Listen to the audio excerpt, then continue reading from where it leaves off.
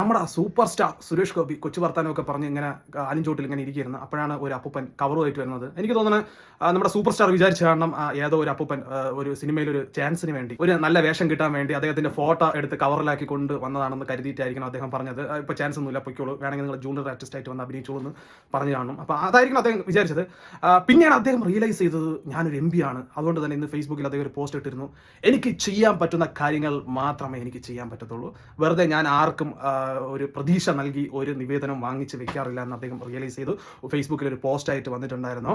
അപ്പം ഈ ജനങ്ങളുടെ ഒരു ട്രെൻഡ് എന്താണെന്ന് സൂപ്പർ സ്റ്റാർ ആദ്യം മനസ്സിലാക്കേണ്ടതാണ്. ജനങ്ങളുടെ ആവശ്യം എന്താണ്?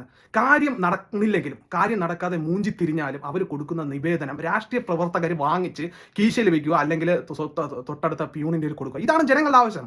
ആ ട്രെൻഡ് മനസ്സിലാക്കുക എന്നുള്ളതാണ് സൂപ്പർ സ്റ്റാർ ചെയ്യേണ്ടത്. പക്ഷേ സൂപ്പർ സ്റ്റാറിന്റെ പ്രശ്നമല്ല ഇത്, അദ്ദേഹത്തിന്റെ എക്സ്പീരിയൻസിന്റെ കുറവാണ്, രാഷ്ട്രീയം പൊളിറ്റിക്കൽ എക്സ്പീരിയൻസിന്റെ കുറവാണ്. ഇപ്പം നമുക്ക് പോയിട്ട് നമ്മൾ ഏറ്റവും കൂടുതൽ കുറ്റം പറയുന്ന മുഖ്യമന്ത്രി പിണറായി വിജയൻ. ഇപ്പം അദ്ദേഹത്തിന്റെ ഒരു വീഡിയോ എവിടെയെങ്കിലും നമുക്ക് കാണാൻ പറ്റും? ഏതെങ്കിലും ഒരു പാവപ്പെട്ടവൻ വന്നപ്പം ഒരു നിവേദനം കൊണ്ടുവന്ന് ഉടനെ തന്നെ അദ്ദേഹം പറ്റൂല കടന്നു പോകുമെന്ന് പറയണം ഏതെങ്കിലും വീഡിയോ നിങ്ങൾക്ക് കാണാൻ പറ്റൂ? രമേശ് ചെന്നിത്തലയുടെ വീഡിയോ കാണാൻ പറ്റൂ? ഒന്നും പറ്റൂല എന്ന് പറയുന്ന ഒരു വീഡിയോ രാഷ്ട്രീയ നേതാക്കളുടെ കാണാൻ പറ്റില്ല. കാരണം അത് എക്സ്പീരിയൻസ് ആണ്. അവർക്കറിയാം 10 ആൾക്കാർ കൂടുന്നിടത്ത് എങ്ങനെ പെരുമാറണമെന്നും ജനങ്ങളുടെ ട്രെൻഡ് എന്താണെന്നും മനസ്സിലാക്കാനും അവർക്ക് പറ്റുന്നുണ്ട്. അപ്പം ഇവിടെ എനിക്ക് മനസ്സിലാക്കേണ്ട കാര്യം എന്ന് വെച്ചാൽ ഇദ്ദേഹം ഇതൊരു അദ്ദേഹത്തിന് സുരേഷ് ഗോപി, സൂപ്പർ സ്റ്റാർ സുരേഷ് ഗോപിക്ക് ഇതൊരു പ്രാക്ടിക്കൽ ഒരു പാഠമാണ്. അദ്ദേഹം അത് എക്സ്പെരിമെന്റ് ചെയ്ത് കഴിഞ്ഞു. അപ്പോൾ അദ്ദേഹം ഇനി അത് ശ്രദ്ധിക്കും. എനിക്ക് തോന്നുന്നു അദ്ദേഹം ഇനി കൊണ്ടുപോകുന്ന നിവേദനങ്ങളൊക്കെ വാങ്ങി വെക്കും.